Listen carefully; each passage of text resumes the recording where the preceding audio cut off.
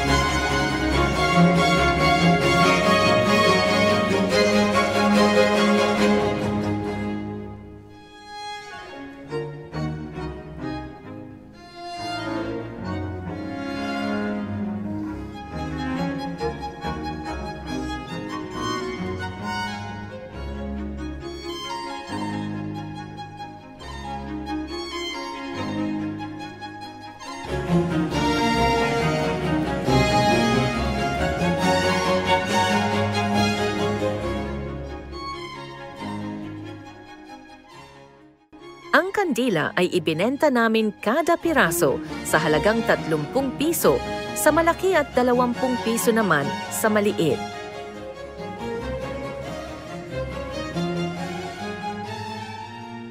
Naibenta namin ito at nakakuha kami ng halagang 1,580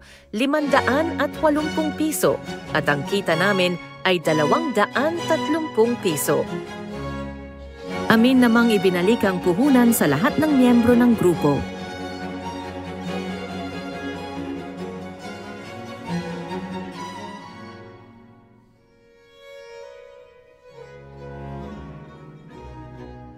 Ang project na aming binili sa classroom ay stand fan na pinaghatian ng Team Charlie, Team Delta at Team Alpha. Ang stand fan ay nagkakahalaga ng 790 piso. Nag-ambagan ang bawat team. 410 piso sa Team Alpha at 195 piso naman sa Team Charlie at Team Delta.